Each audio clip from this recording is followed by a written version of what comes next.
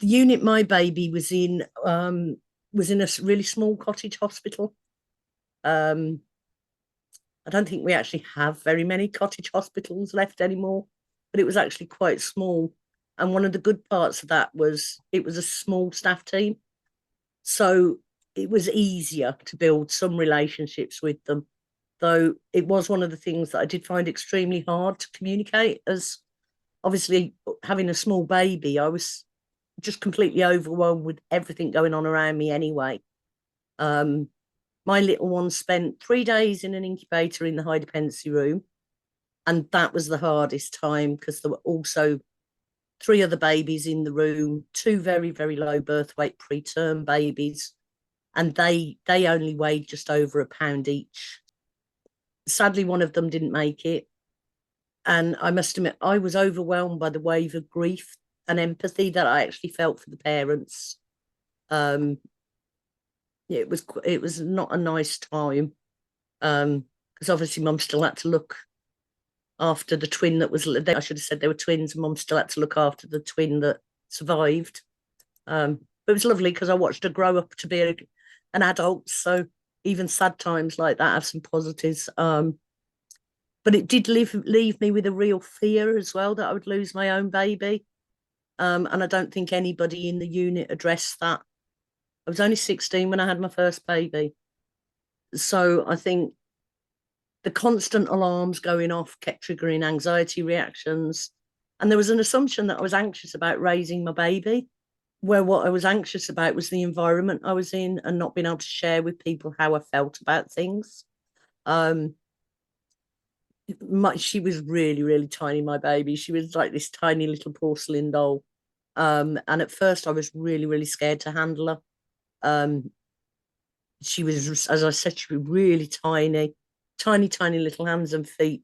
And she had wires monitoring her temperature and everything else.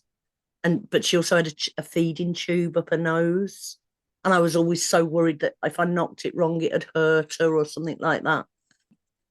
The bonus of having a small team is that communication, but then you've got the negatives when there's a lot going on. A small team doesn't have time to just sit down with you and discuss everything that's worrying you. They're more focused on the babies that are really, really poorly. Um, I was only allowed to take her out and hold her for short periods at first. That was because she was badly jaundiced. So she had to stay under lights. I could stroke her hand and everything. And they allowed me to feed her with a syringe down a tube. So there was still those bonding moments. But it did get easier once she was moved out from the high dependency room into what was known as the warm room. Then I could get her out and I could handle her more and I could spend more time with her. Um, her temperature was taken every 2 hours at first. I clearly remember sort of the worry each time her temperature dropped right down again.